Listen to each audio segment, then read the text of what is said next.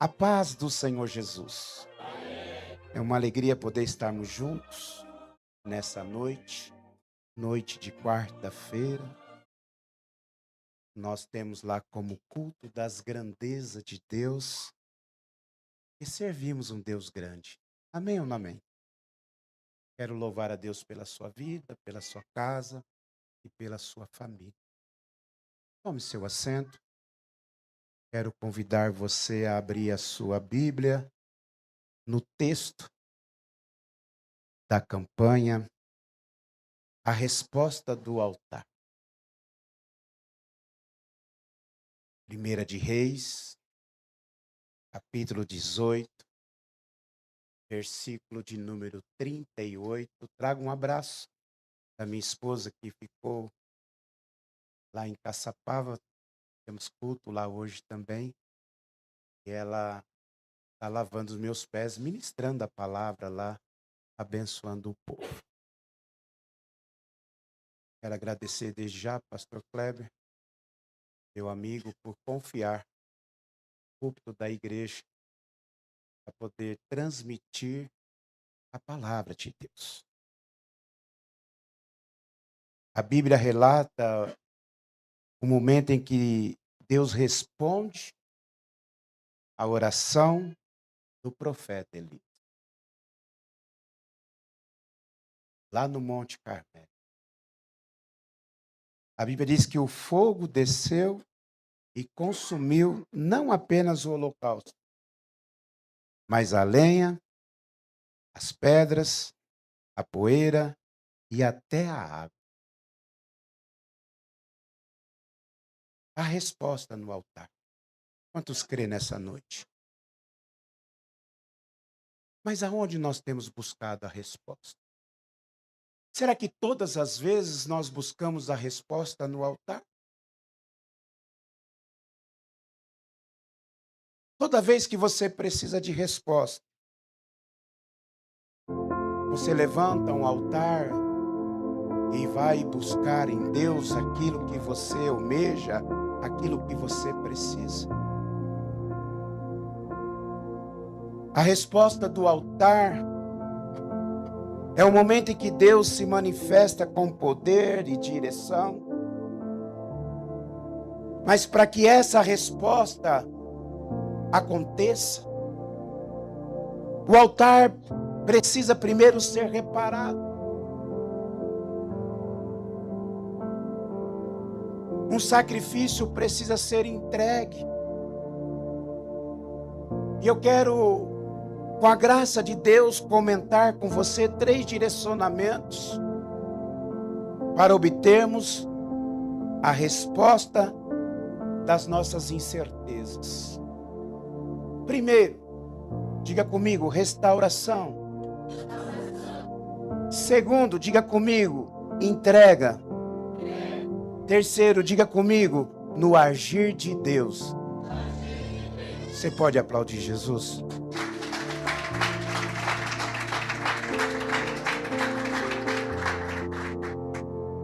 O altar da restauração,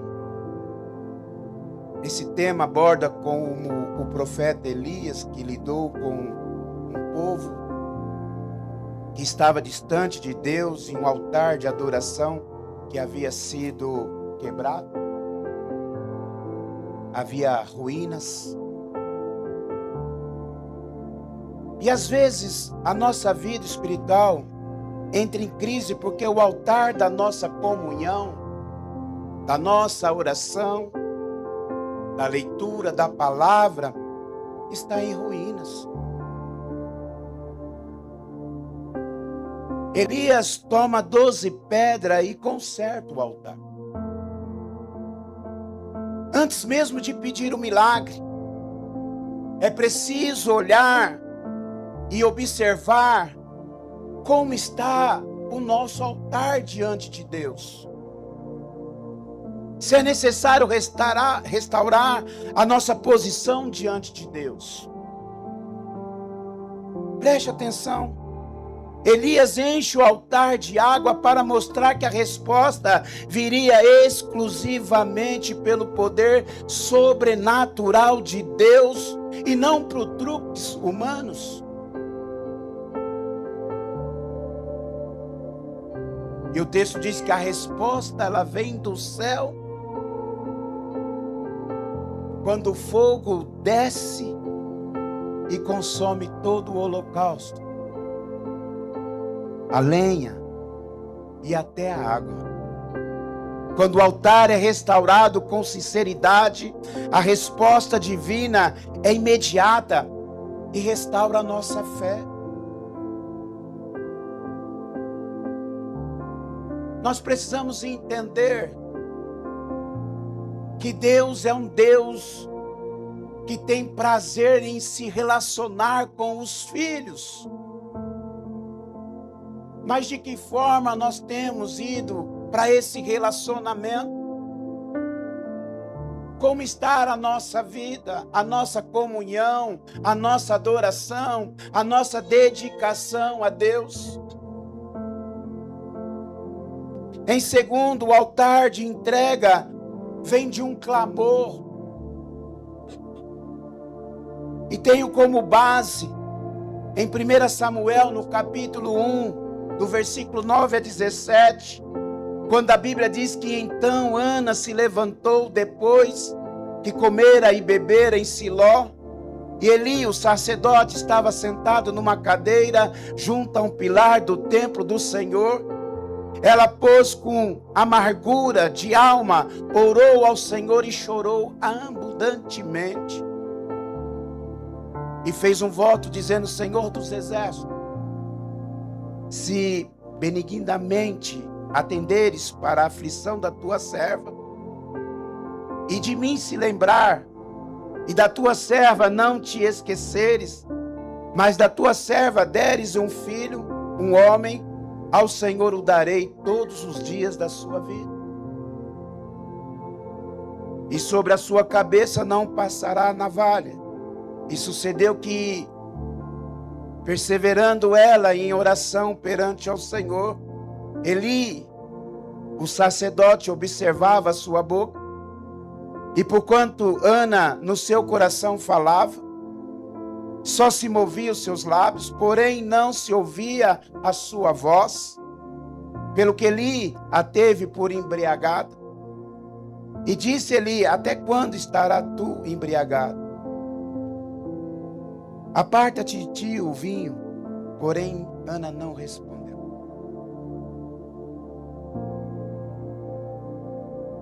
E ela diz com amargura, com sentimento, dizendo: Senhor meu, eu sou uma mulher atribulada de espírito, e nem vinho não bebi, porém tenho derramado a minha alma perante ao Senhor. Não tenha, pois, a tua serva por filha de Belial, porque da multidão dos meus cuidados e do meu desgosto tenho falado até agora. Então respondeu Eli: vá em paz, e o Deus de Israel te conceda a petição que lhe fizeste. E disse a ela: ache a tua serva graça aos teus olhos. E assim a mulher foi ao seu caminho, comeu, e o seu semblante já não era triste. Diante dessas duas cenas, nós vemos o envolvimento daquele que busca a resposta se relacionando com o profeta de Deus. E nessa casa há profeta de Deus. E Deus usa os profetas nos dias de hoje. Tem hora que nós vamos para a rede social, para os grupos, para a família, para os amigos, quando nós deveríamos buscar o homem de Deus e se juntar com o homem de Deus, levantando um altar de oração, crendo que Deus tem resposta no altar. Há uma resposta de Deus para a sua vida. Eu não sei o que você tem buscado. Talvez você tenha um sonho, Não como Diana, que gostaria de ter um filho, e um filho homem. Mas Deus é Deus que realiza sonho. O que vai fazer a diferença é como nós vamos diante de Deus. Na história de Ana, que subiu ao templo, em um profundo sofrimento, encontrou a resposta de Deus. Mesmo antes da resposta, o texto diz lá no versículo 18, que ela come e o seu semblante já não era mais triste. Já havia alegria em seu coração, porque ela cria que a resposta viria, pois ela estava no lugar certo, assim como eu e você. Aqui é o lugar certo de nós estarmos, quando nós buscamos a resposta de Deus. Quando Deus quer falar conosco, Ele vem aqui, porque sabe que é aqui que nós congregamos, e é aqui que vai vir a resposta de Deus para a nossa vida. Deus não é Deus de confusão, Deus é um Deus de relacionamento, e quando nós precisamos de resposta, nós precisamos entender que há um lugar aonde Deus se encontra com nós para responder aquilo que nós precisamos. A dor no altar. Ana sobe a Siló todos os anos, mas em um determinado momento a sua atitude mudou. Ela transformou a sua angústia em uma oração.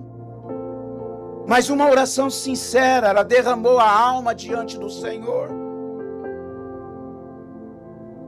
Precisa haver um quebrantamento, precisa haver um entendimento, um discernimento, que somos totalmente dependentes de Deus.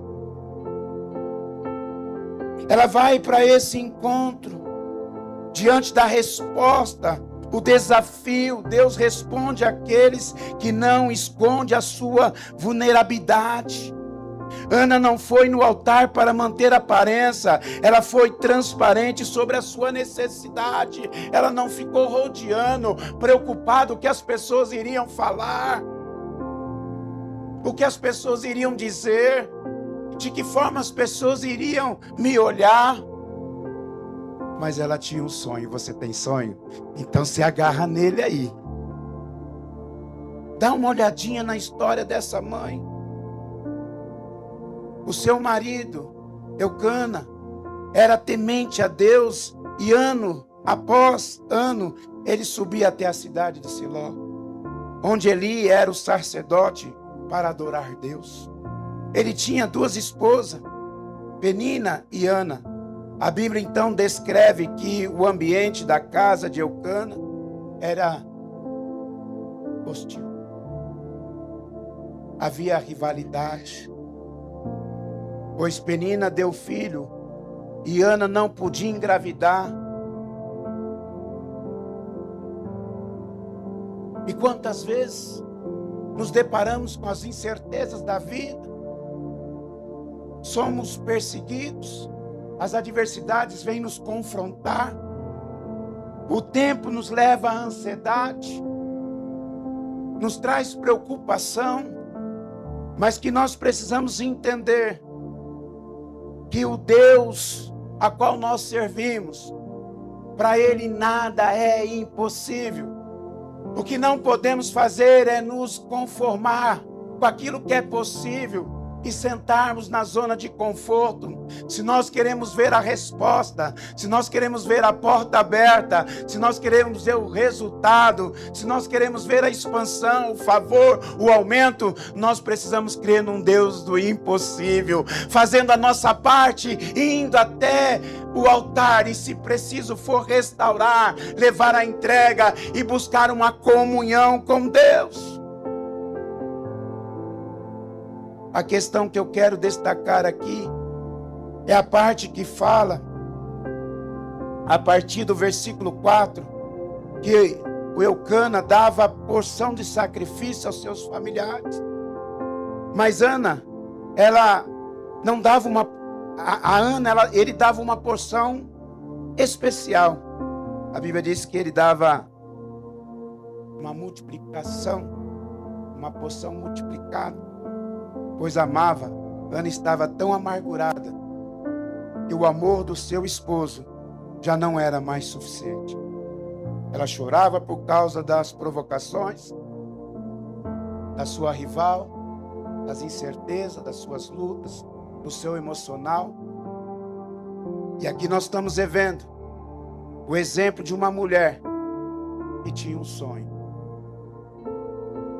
de engravidar, mas talvez, no seu caso, é uma cura, uma enfermidade, ou de alguém, como nós oramos aqui agora pela Keila.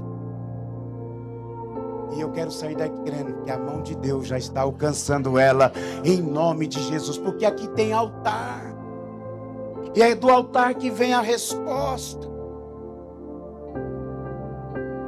Talvez você está numa chateação ou perdeu um ente querido, deixou a amargura entrar no coração e precisa agora se libertar disso, pois há um altar diante de você. Pode ser uma formação, talvez acadêmica, que você almejou e acabou abrindo mão por falta de recursos, impossibilidade, ou até mesmo um desemprego. Talvez um relacionamento no qual você acabou toda a sua esperança e os seus esforços. Mas veja, estamos aqui falando de alguém que tinha um sonho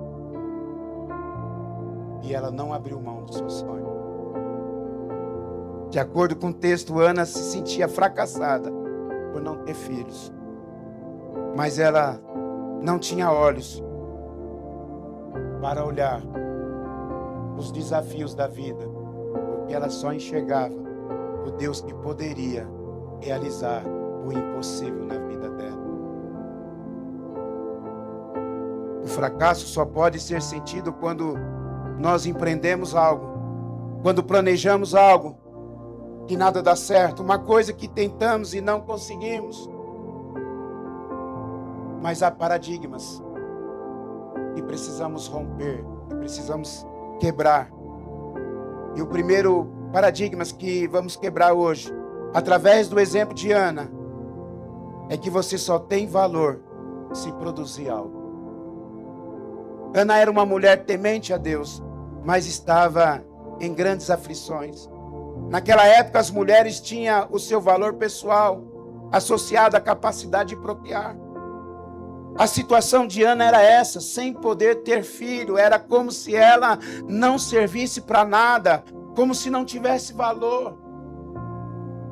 E às vezes nos sentimos assim, desvalorizados. Mas há um Deus que nos ama incondicionalmente.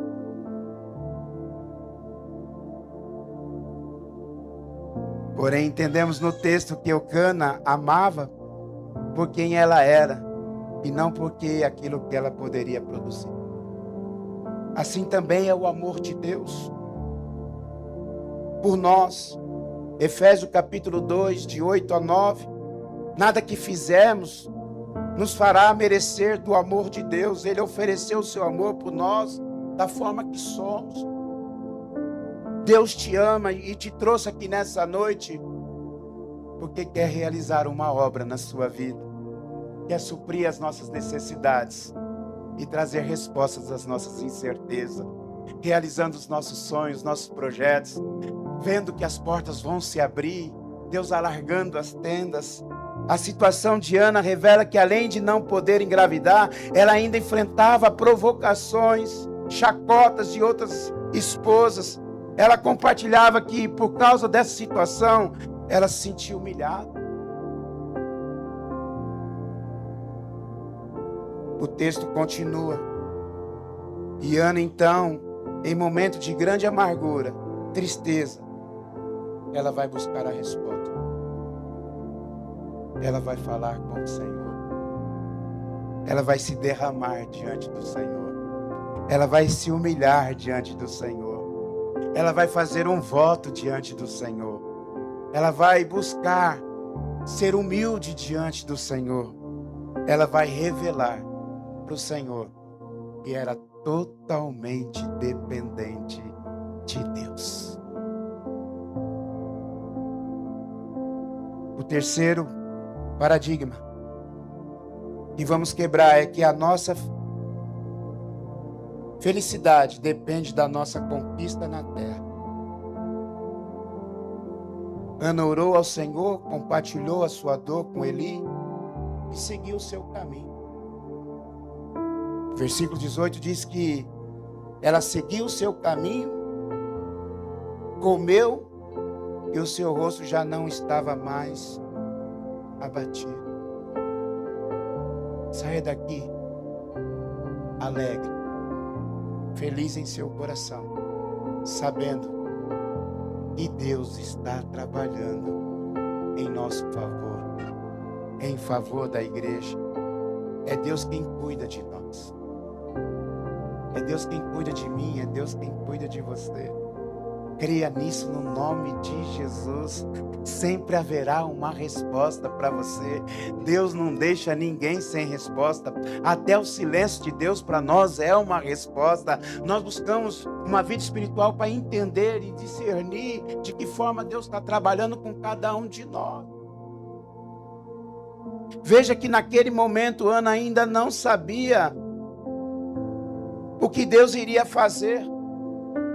Porém, o seu semblante mudou. O que isso significa para nós? Quando Ana realmente derramou a sua alma diante de Deus, a sua entrega em questão da sua gravidez, a tristeza e a amargura, bateu em retirada.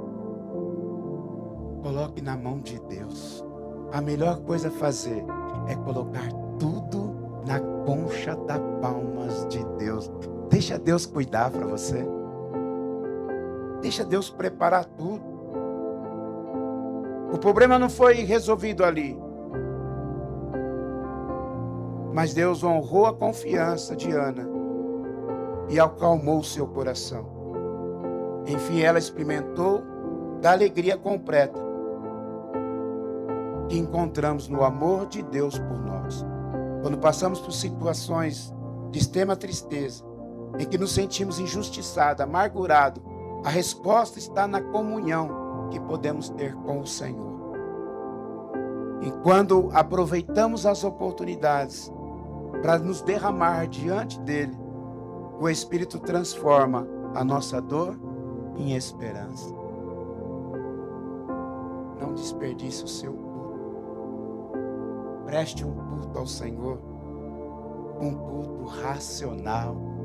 Somos nós que viemos cultuar a Deus. Somos nós que viemos nos entregar a Deus. Nós não viemos aqui como telespectador, nem assistir o que vai acontecer. Nós viemos aqui glorificar e exaltar o Rei dos Reis, Senhor do Senhor, entendendo que Ele nos conhece e sabe daquilo que nós precisamos. E que espera de nós uma abertura em nosso coração. Por isso Jesus vai dizer lá na frente: eis que estou à porta e bato. Se você abrir a porta, eu vou entrar. E eu vou entrar e vou me relacionar com você. Eu vou caminhar com você. Eu vou buscar realizar os seus desejos, as suas vontades. E nós vamos caminhar junto nessa comunhão. Então é preciso vir para o culto com o coração aberto, para adorar, para ouvir a palavra e buscar uma comunhão como igreja do Senhor. Você pode aplaudir Jesus?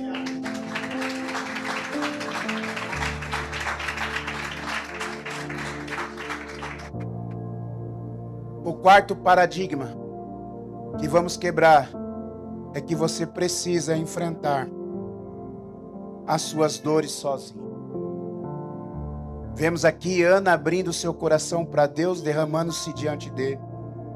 Além disso, ela compartilhou a sua aflição com o profeta.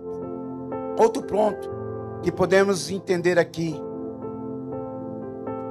interpretando o texto, e que ao compartilhar a sua dor, como ela fez com o profeta, Ana se sentiu acolhida. Como é importante que tenha essa liberdade entre nós de confessarmos os nossos pecados, as nossas aflições, e podemos contar com as orações e o apoio uns dos outros. Como é lindo ver isso, um pai vir buscar uma oração para a filha, que talvez pode estar desganada pela medicina, mas a esperança faz em crer que Deus é Deus do impossível, que Deus é poderoso para poder fazer infinitamente mais aquilo que pedimos e pensamos. E quando a igreja ora, o céu se abre. É isso que está escrito em 2 Coríntios, capítulo 1, de 3 a 4. Que nós precisamos entender que sempre haverá uma paz, não a paz que o mundo dá, mas a paz que vem de Deus, que excede todo entendimento. Após entregar o seu problema no altar, Ana já não tinha mais o seu semblante triste. A resposta do altar não é apenas a realização do pedido, mas é a paz interior antes mesmo do milagre acontecer. Crendo que nada acontece sem a permissão de Deus. A Bíblia diz que nenhuma folha cai de uma árvore sem que Deus permite. E eu quero partir para a conclusão. O altar do coração, culto racional. Romanos 12, versículo 1. Rogo, pois, irmãos, pela compaixão de Deus, que apresentai-vos os vossos corpos em sacrifício vivo, santo e agradável a Deus, que é o vosso culto racional. Amados, queridos irmãos e irmãs, traz um conceito de altar para o Novo Testamento, onde o nosso próprio corpo se torna o sacrifício vivo. O altar não é feito de pedra, mas do nosso coração e das nossas prioridades. Sacrifício vivo, apresentar-se como sacrifício vivo, exige morrer para o nosso próprio eu, para as vontades carnais e para os egos. A resposta do altar, quando o altar do coração está íntegro, e a consequência é viver a boa, perfeita e agradável vontade de Deus. Esse tipo de entrega constante atrai o agir e o favor de Deus para todas as áreas da vida. Saia daqui nessa noite crendo que Deus tem resposta para todas as suas perguntas. E aquilo que Deus não respondeu, faz como eu, quando você chega lá no céu, senta lá com o Senhor, diz: Senhor, lá não tinha resposta. E nem tudo Deus deixou como resposta. Toda a resposta de Deus para nós já foi liberada, está nas Escrituras Sagradas. E aquilo que não tiver aqui, não importa. O que nós precisamos está aqui. Coloque em prática o que está aqui. E você vai viver o melhor dessa terra. Porque Deus nos colocou numa terra que manda leite e mel. Há uma vida abençoada para você. E quando precisar de resposta, é no altar, onde vem a revelação de Deus para nós. Que Deus te abençoe. Que Deus te guarde. Que Deus te livre. E que você tenha aí um meio de semana, um final de semana abençoado para a glória de Deus. Curva sua cabeça, feche seus olhos. Senhor nosso Deus e